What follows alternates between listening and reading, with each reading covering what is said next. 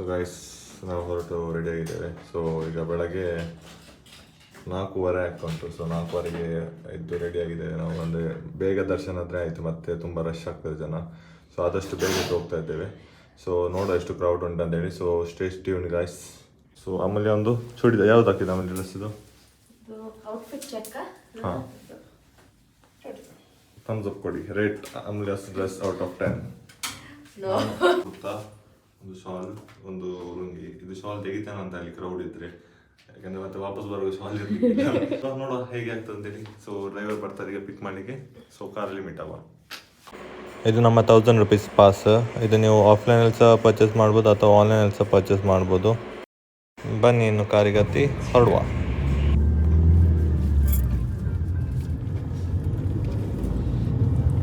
Phone ತೊಗೊಂಡೋಗ್ಲಿ ಬಿಡ್ತಾರಲ್ವಾ? ಇಲ್ಲ, ಈಗ ಗಂಟೆ 5:15 ಆಯಿತು. ಡ್ರೈವರ್ ಬರಲಿಕ್ಕೆ ಸ್ವಲ್ಪ ಲೇಟ್ ಆಯಿತು. ಈಗ ನಾವು ದೇವಸ್ಥಾನ ಕಡೆಗೆ ಹೋಗ್ತಾ ಇದ್ದೇವೆ. ರೋಡಲ್ಲಿ ಟ್ರಾಫಿಕ್ ಏನಿಲ್ಲ. ನೋಡು, ನಾವು ಬೇಗ ಮುಟ್ಟುವೆವು. 5 ಮಿನಿಟ್ಸ್ ಅಷ್ಟೇ ದಾರಿ ಇಲ್ಲಿಂದ. ಈ ಕತ್ತಲಲ್ಲಿ ಹೊರಗಡೆ ಈ ಲೈಟಿಂಗ್ಸ್ ನೋಡಲಿಕ್ಕೆ ತುಂಬ ಚೆಂದ ಕಾಣ್ತದೆ. ಹಾಗೆ ದೇವಸ್ಥಾನ ಹತ್ರ ಮುಟ್ಟಿದ್ವಿ. ಇಲ್ಲಿ ಇರೋದು ಧರ್ಮ ದರ್ಶನ. ಇಲ್ಲಿ ಹಾಗೆ ತುಂಬ ಕ್ರೌಡ್ ಆಗಿರ್ತದೆ. ನಮ್ಮದಲ್ಲಿ 1000 ರೂಪೀಸ್ ಇದು ದರ್ಶನ. ಸೊ ಸ್ವಲ್ಪ ಮುಂದೆ ಹೋಗಬೇಕು. ನೋಡು ಅಲ್ಲಿ ಎಷ್ಟು ಜನ ಇದ್ದಾರಾ ಇಲ್ವಾ ಅಂತೇಳಿ. ಯಾಕೆಂದರೆ ಒಂದೇ ಸಲ ಜನ ಕ್ರೌಡ್ ಆಗ್ಬಿಡ್ತಾರೆ. ಓಪನ್ ಆಗುತ್ತಲ್ಲ. ಅಲ್ಲ ನಮಗೆ ಹಿಂಗೆ ಹೋಗ್ಲಿಕ್ಕೆ ಇದೆ 1000 ರೂಪೀಸ್ ದರ್ಶನ. ಇದು ದ್ವಾರ. ಇಲ್ಲಿಂದ ಒಳಗೆ ಹೋಗಬೇಕು ನಾವು. ಇಲ್ಲಿ ಅಷ್ಟು ಕ್ರೌಡ್ ಕಾಣ್ತಾ ಇಲ್ಲ. ಸೊ ನಮ್ಮ ಟಿಕೆಟನ್ನು ಇಟ್ಕೊಂಡು ನಾವು ಒಳಗೆ ಹೋಗ್ತಾ ಇದ್ದೇವೆ. ಇಲ್ಲಿ ಆಲ್ರೆಡಿ ಪೊಲೀಸ್ನವರು ಮತ್ತು ಸ್ಕೌಟ್ ಆ್ಯಂಡ್ ಗೈಡ್ಸ್ನವರೆಲ್ಲ ಇದ್ದರು ನಮಗೆ ಗೈಡ್ ಮಾಡಲಿಕ್ಕೆ. ನೋಡಿ, ಒಂದು ಕ್ಯೂಟ್ ಪಾಪು ಸಹ ಬೆಳಗ್ಗೆ ಎದ್ದುಕೊಂಡು ಬಂದಿದೆ ದೇವರ ದರ್ಶನ ಮಾಡಲಿಕ್ಕೆ ಅಂತೇಳಿ. ಇನ್ನು ಸಹ ನಿದ್ದೆ ಕಣ್ಣಲ್ಲೇ ಉಂಟು, ಪಳಪಳ ಮಾಡ್ತಾ ಉಂಟು. ಒಂದು 4ರಿಂದ 5 ನಿಮಿಷ ನಡ್ಕೊಂಡು ಒಳಗೆ ಬಂದ್ವಿ. ಸೊ ಇಲ್ಲಿ ಬಂದು ನೋಡುವಾಗ ಸ್ವಲ್ಪ ರಶ್ ಉಂಟು, ಯಾಕಂದರೆ ಎದುರಲ್ಲಿ ಟಿಕೆಟ್ ಎಲ್ಲ ಚೆಕ್ ಮಾಡ್ತಾ ಇದ್ದಾರೆ. ಸೊ ಹಾಗಾಗಿ ಇಲ್ಲಿ ರಶ್ ಇದೆ. ಅಲ್ಲಿ ಟಿಕೆಟ್ ಚೆಕ್ ಆದಮೇಲೆ ನಮ್ಮನ್ನು ಅಲ್ಲಿಂದ ಒಳಗೆ ಬಿಡ್ತಾರೆ ದೇವರ ದರ್ಶನಕ್ಕಾಗಿ. ಹಾಗೆ ನಮ್ಮ ಟಿಕೆಟ್ ಚೆಕಿಂಗ್ ಮುಗಿಸಿ ನಾವು ಇಲ್ಲಿ ಮುಂದೆ ಬಂದ್ವಿ. ಇಲ್ಲಿ ಸೈಡ್ ಧರ್ಮ ದರ್ಶನದವರಲ್ಲಿ ಕೇಳಿದ್ವಿ. ಅವರು ನಿನ್ನೆ ರಾತ್ರಿ 6 ಗಂಟೆಗೆ ನಿಂತಿದ್ರಂತೆ ಲೈನಲ್ಲಿ. ಅವರಿಗೆ ಈಗ ಬೆಳಗ್ಗೆ 6 ಗಂಟೆಗೆ ದರ್ಶನಕ್ಕೆ ಚಾನ್ಸ್ ಸಿಕ್ಕಿದ್ದು. ಸೊ ಸುಮಾರು 12 ಗಂಟೆಗಳ ಕಾಲ ಅವರು ಲೈನಲ್ಲಿ ನಿಂತಿದ್ದರು. ಹಾಗಾಗಿ ನೀವೆಲ್ಲಿಯಾದರೂ ಬರೋದಾದರೆ 300 ರೂಪಾಯಿ ಅಥವಾ 1000 ರೂಪಾಯಿದು ಟಿಕೆಟ್ ತಗೊಂಡೇ ಬನ್ನಿ. 300 ರೂಪಾಯಿ ಟಿಕೆಟ್ ತಗೊಂಡ್ರೆ ನಿಮಗೆ 3ರಿಂದ 4 ಗಂಟೆಯೊಳಗೆ ನಿಮಗೆ ದರ್ಶನ ಆಗ್ತದಂತೆ. ಅದೇ ನೀವು 1000 ರೂಪಾಯಿ ಟಿಕೆಟ್ ತೆಗೆದ್ರೆ ನಿಮಗೆ ವಿತಿನ್ 1 ಅವರಲ್ಲೇ ದರ್ಶನ ಮಾಡ್ಬೋದು. ಮತ್ತು ಅದಲ್ಲದೆ ಅಲ್ಲಲ್ಲಿ ಕ್ರೌಡನ್ನು ಮ್ಯಾನೇಜ್ ಮಾಡಲಿಕ್ಕೆ ಪೊಲೀಸ್ ಮತ್ತು ಸ್ಕೌಟ್ ಸಿಬ್ಬಂದಿಗಳು ಇದ್ದರು. ಸೊ ರಶ್ ಆಗ್ತಿದ್ದಾಗೆ ಅವರು ಆದಷ್ಟು ಜನರನ್ನು ಬೇಗ ಬೇಗ ಕಳಿಸ್ತಾ ಇದ್ದರು. ಇಲ್ಲಿ ನೋಡ್ಬೋದು ನೀವು ಎಂಟ್ರೆನ್ಸಲ್ಲಿ ಸ್ತಂಭಕ್ಕೆ ಹೇಗೆ ಹೂವಿನಲ್ಲಿ ಅಲಂಕಾರ ಮಾಡಿದ್ದಾರೆ ಅಂತೇಳಿ. ಹಾಗೆ 15ರಿಂದ 20 ನಿಮಿಷ ಕಳೆದ ನಂತರ ನಾವಿಲ್ಲಿ ದೇವಸ್ಥಾನದ ಎಂಟ್ರೆನ್ಸ್ ಹತ್ರ ಮುಟ್ಟಿದ್ದೀವಿ. ಇಲ್ಲಿ ಮುಟ್ಟುವಾಗಲೇ ಆ ಪಾಪು ನಿದ್ರೆ ಮಾಡಿಬಿಟ್ಟಿದೆ. ಇಲ್ಲಿ ಬಂದು ನೋಡುವಾಗ ಇಡೀ ದೇವಸ್ಥಾನವನ್ನೇ ಹೂವಿನಲ್ಲಿ ಅಲಂಕಾರ ಮಾಡಿದ್ದಾರೆ.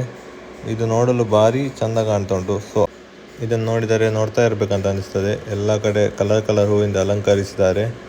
ಇದು ನೋಡಲಿಕ್ಕೆ ತುಂಬ ಸುಂದರವಾಗಿ ಕಾಣುತ್ತದೆ. ಈ ವಿಡಿಯೋವನ್ನು ನೋಡು ನೀವು ಇದುವರೆಗೂ ಇಲ್ಲಿ ಭೇಟಿ ನೀಡದಿದ್ದರೆ ಮುಂದಿನ ವರ್ಷ ಖಂಡಿತ ಇಲ್ಲಿಗೊಮ್ಮೆ ಭೇಟಿ ನೀಡಿ ಹಾಗೂ ಹಾಸನಾಂಬ ಮಾತೆಯ ದರ್ಶನ ಪಡೆಯಿರಿ. ನೋಡ ಎಷ್ಟು ಚಂದ ಅಲ್ಲ. ಈ ಹೂವಿನಲ್ಲಿ ಅಲಂಕಾರ ಮಾಡಿದ ದೇವಸ್ಥಾನ ಸಿದ್ದೇಶ್ವರ ಸ್ವಾಮಿದು ದೇವಸ್ಥಾನ. ಸೊ ಇದರ ಹಿಂದುಗಡೆ ಇರುವುದು ಹಾಸನಾಂಬ ಮಾತೆಯ ಗುಡಿ.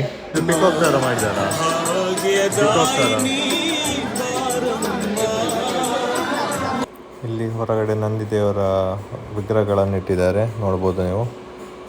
ಇನ್ನಿಲ್ಲಿಂದ ಮುಂದೆ ಹೋದರೆ ಹಾಸನಾಂಬ ದೇವಿಯ ಗುಡಿ ಸಿಗ್ತದೆ.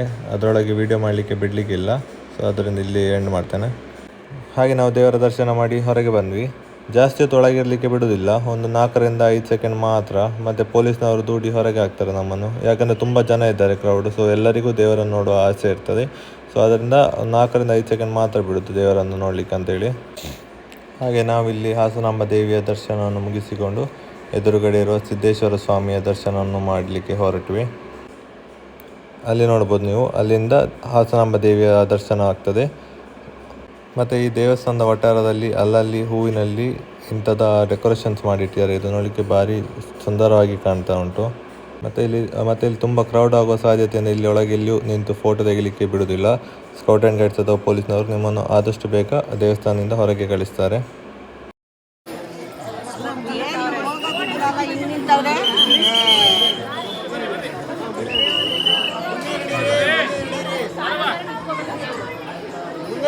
ನೋಡಿ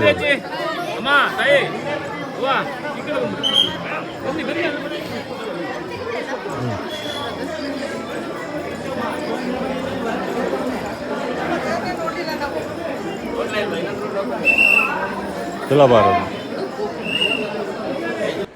ಸೊ ಇಲ್ಲಿ ಹೊರಗೆ ಬಂದ ಕೂಡಲೇ ಪ್ರಸಾದ ವಿತರಣೆ ಮಾಡ್ತಾರೆ. ಇದು ಇಸ್ಕಾನ್ ಟೆಂಪಲ್ನವರು ನಡೆಸಿಕೊಂಡು ಬರೋದಂತೆ. ಹಾಗೆ ಇಲ್ಲಿಂದ ಬೆಳಗ್ಗೆ ನಾವು ಪ್ರಸಾದವನ್ನು ತಿಂದುಕೊಂಡು ಇಲ್ಲಿಂದ ನಮ್ಮ ರೂಮಿನ ಕಡೆಗೆ ಹೊರಟ್ವಿ. ಹಾಗೆ ನಮ್ಮ ಕಾರ್ ಬಂತು. ಇನ್ನು ಇಲ್ಲಿಂದ ನಾವು ನಮ್ಮ ರೂಮಿಗೆ ಹೋಗಬೇಕು. ಅಲ್ಲೇ ಬ್ರೇಕ್ಫಾಸ್ಟ್ ಮಾಡಿ ಸ್ವಲ್ಪ ರೆಸ್ಟ್ ತಗೊಳ್ಬೇಕು. ಯಾಕಂದರೆ ಬೆಳಗ್ಗೆ 3:30ಗೆ ಎದ್ದಿದ್ದೇವೆ ನಾವು. ಸ್ವಲ್ಪ ನಿದ್ರೆ ಮಾಡಿ ಮತ್ತು ಇಲ್ಲಿಂದ ನಾವು ಸಕಲೇಶ್ಪುರದಲ್ಲಿ ಒಂದು ಫೋರ್ಟ್ ಹತ್ರ ಹೋಗ್ತಿದ್ದೇವೆ. ಸೊ ಅದನ್ನು ನಾವು ನೆಕ್ಸ್ಟ್ ವೀಡಿಯೋದಲ್ಲಿ ತೋರಿಸ್ತೇವೆ. So bye.